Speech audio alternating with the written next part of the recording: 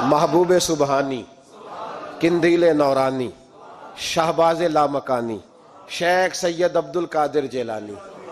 کسی نے پوچھا تھا حضور غوث اعظم سے کہ آپ کی ولایت کس طرح کی ہے، تو آپ نے اپنی ایڑی کی طرف اشارہ کر کے فرمایا جب تک میرا قدم نہ لگے اللہ کسی کو ولایت دیتا ہی نہیں۔ تو میری ولایت کی بات کرتے ہو، میں جب تک مور نہ لگاؤں اللہ کسی کو ولی بناتا۔ شیخ سعدی بول پڑے، کہنے لگے غوث اعظم درمیان اولیاء چوں محمد درمیان انبیاء۔ حضور غوث اعظم رضی اللہ تعالیٰ عنہ کا ولیوں میں وہی مقام ہے جو نبی پاک کا نبیوں میں مقام ہے۔ امام الاولیاء، سرتاج الاولیاء حضور غوث پاک رضی اللہ تعالی عنہ۔ حضور غوث اعظم رضی اللہ تعالی عنہ فرماتے میں تقریر نہیں کرتا تھا، تعلیم مکمل کر لی بات نہیں کرتا تھا۔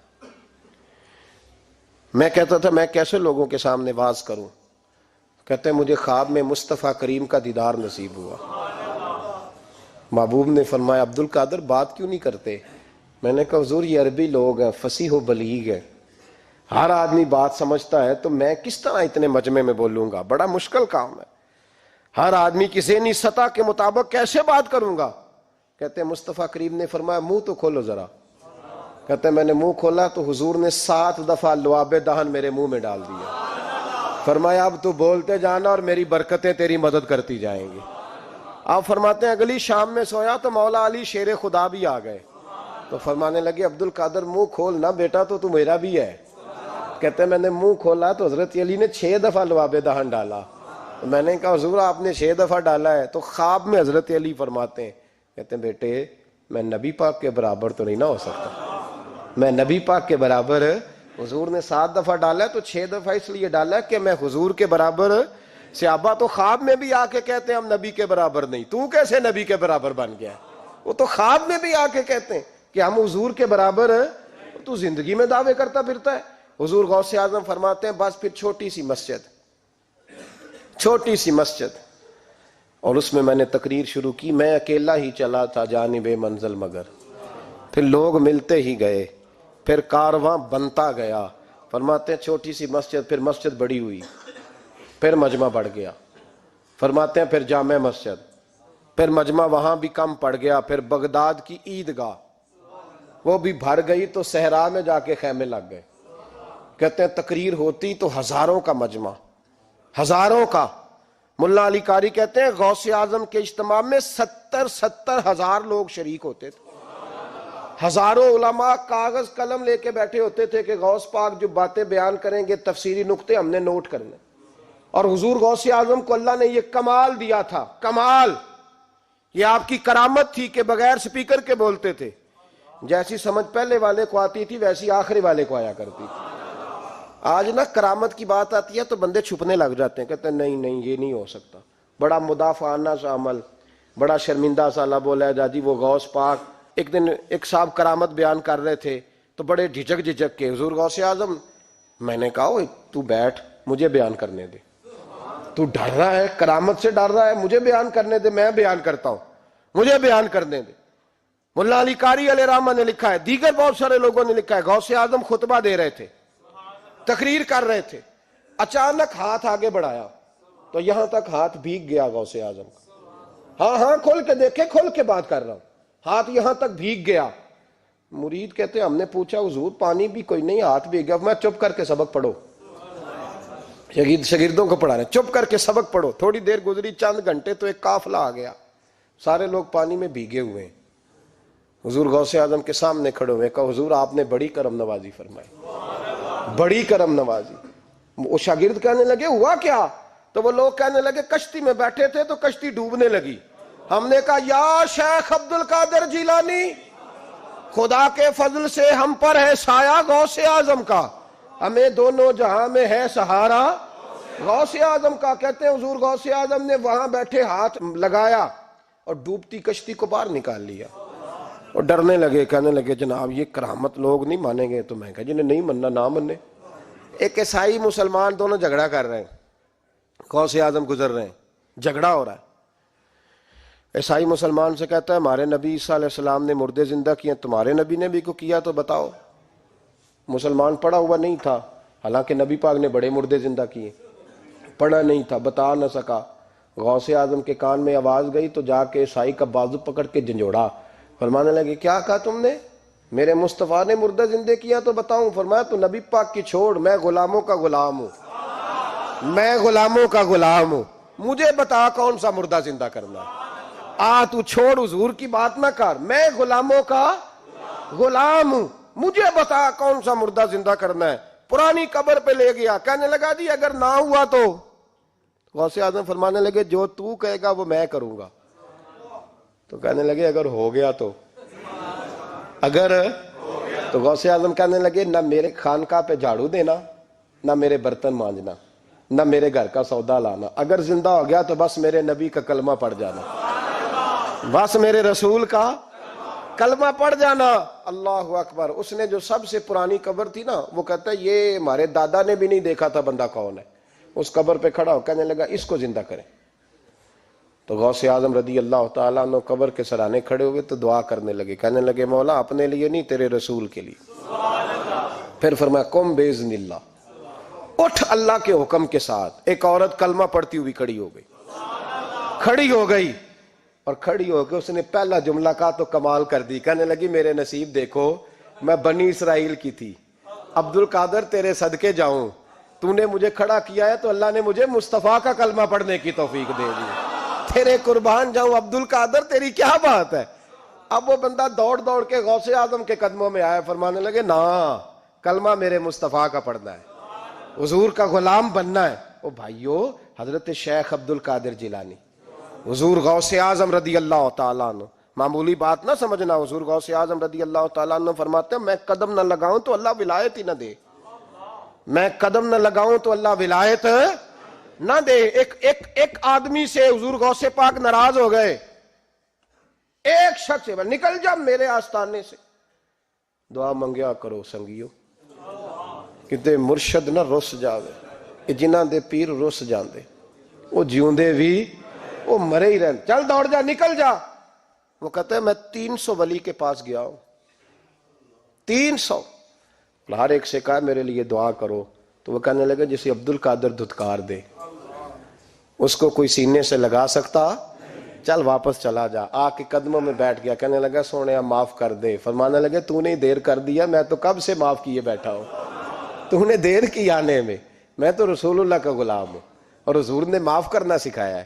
حضور غوث پاک واز کرتے، نصیحت کرتے، اور چونکہ نہ شہرت کے لیے، نہ مال کے لیے، نہ نوٹوں کے لیے، اس لیے غوث اعظم جب تقریر کرتے نا، ایک دن بغداد میں بارش شروع ہو گئی، خطاب ہو رہا تھا، لوگ بکھرنے لگے تو 2 جملے غوث پاک کے، کہنے لگے یا اللہ تو دلوں کے بھید جانتا ہے، اگر بندے میں نے اپنی ذات کے لیے اکٹھے کیے ہیں تو تیز بارش برسا، دوڑا دے سارے، اور اگر تیرے لیے اکٹھے کیے ہیں تو پھر بھی تیری مرضی، رکھنے ہیں تو رکھ، بھیجنے ہیں تو۔ حضرت یحییٰ کہتے ہیں سارے بغداد میں بارش ہوتی تھی، پر جہاں غوث اعظم کی محفل ہوتی تھی وہاں کوئی نہیں ہوتی تھی، وہاں کوئی نہیں ہوتی تھی۔ غوث اعظم تقریر کرتے کبھی کبھی وجد آتا تھا۔ وجد کس کو کہتے ہیں؟ وجد کبھی کبھی آپ کہتے نہیں کہ میرے رونگٹے کھڑے ہو گئے، لوں کنڈے کھڑے ہو گئے، پھر کبھی کبھی کہتے ہو یار پتہ نہیں کیا ہوا آج تو آنسو رکتے نہیں تھے، اسی کو وجد کہتے ہیں۔ اسی کو، یہ ایک کیف ہے، ایک مستی ہے جو چڑھ جاتی ہے، ہر جگہ چڑھتی کہیں کہیں چڑھ جاتی ہے، اور کمال ہو جاتا ہے جب چڑھ جائے، پھر مزہ آ جاتا ہے۔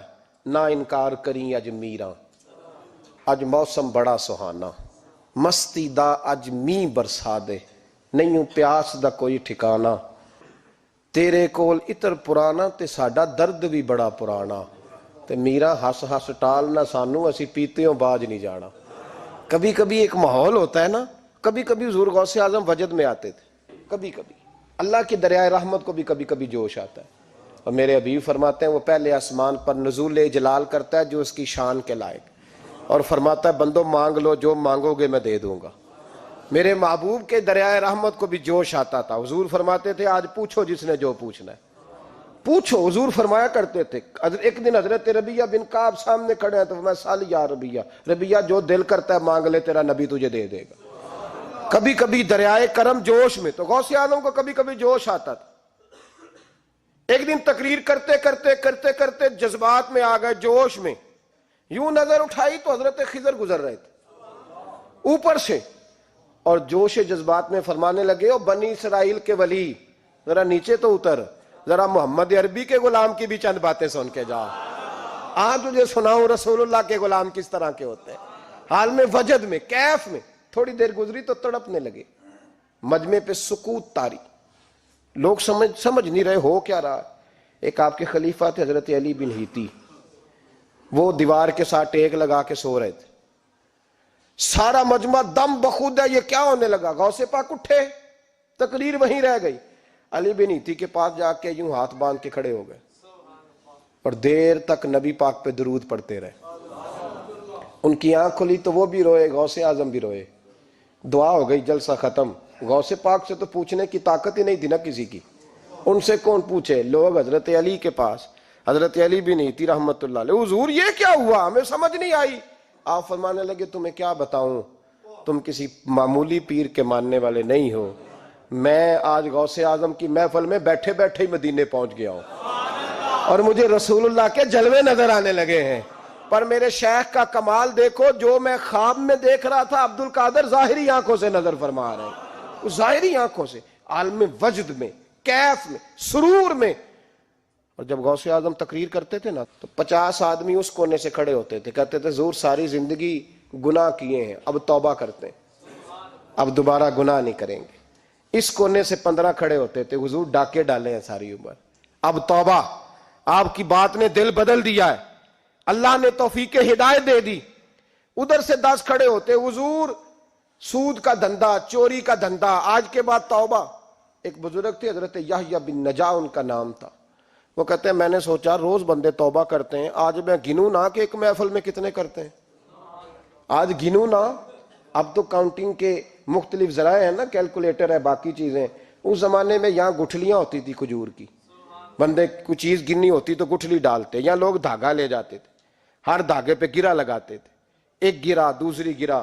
وہ کہتے ہیں میں نے نا اپنے پلو کے چادر کے نیچے دھاگا چھپا لیا، ایک بندہ توبہ کرنے اٹھا تو ایک گرہ ڈال دی، دوسرا اٹھا تو دوسری گرہ ڈال دی، تیسرا اٹھا تو تیسری۔ کہتے ہیں اچانک بندے زیادہ ہو گئے، اب میری سپیڈ ہی بڑی کم تھی، میں کوشش بڑی کرتا پر بندے زیادہ۔ کہتے ہیں بڑی کوشش کی پر میں پورا ہی نہ ہوں۔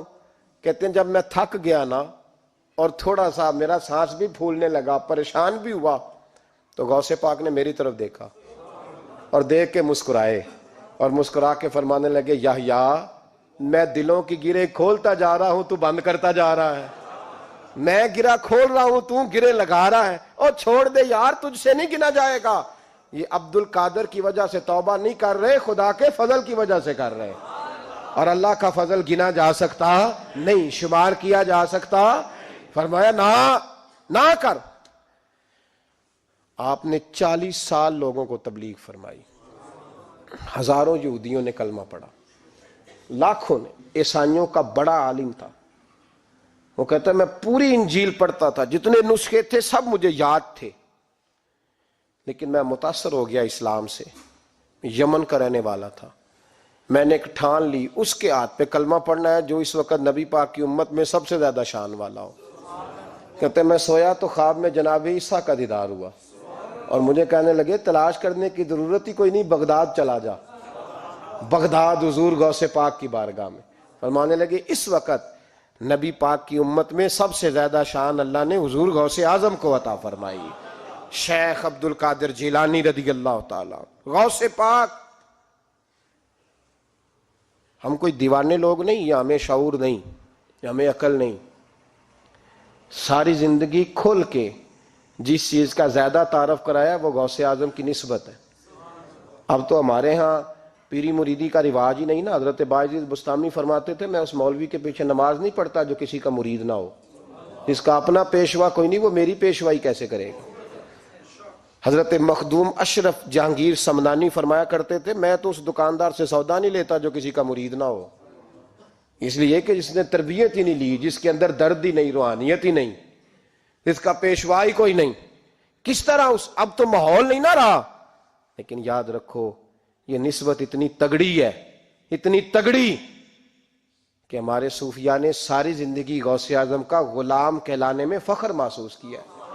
کیا رشتہ داری تھی اعلیٰ حضرت بریلوی کی ان سے، کیا تعلق تھا پیر میر علی شاہ صاحب کا ان کے، کیا ان کا، لیکن ان لوگوں نے ساری زندگی کھل کے غوث اعظم کے تذکرے کیے. کیوں؟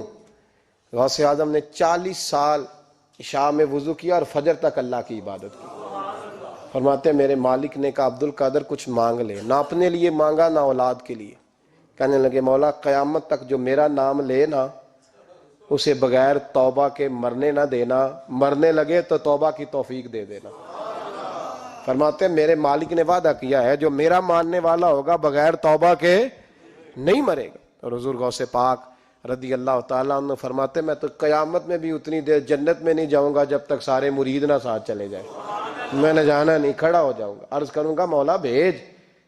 میں نے کہا یہاں بھی لوگ ڈر جاتے ہیں، یہ کیسے ہو سکتا ہے؟ بھائی پڑھو نا مشکاہ شریف.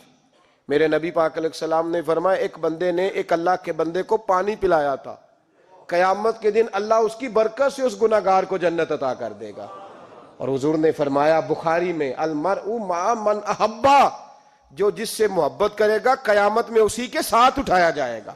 تو ساری زندگی قادری کہلائے، ساری زندگی غوث اعظم کا غلام کہلائے، ساری زندگی خواجہ اجمیر کا نوکر کہلائے، ساری زندگی شاہ نقش بند کا غلام کہلائے، ساری زندگی شیخ شہاب الدین سہروردی کا اپنے آپ کو منسوب کرے اور دنیا سے جائے تو ایسے ہی چلا جائے. میرے نبی نے نص بیان کر دیا جو جس سے پیار کرے گا اسی کے ساتھ جائے گا، اسی کے. خدا کے فضل سے ہم پر ہے سایہ غوث اعظم کا، ہمیں دونوں جہاں میں ہے سہارا غوث اعظم.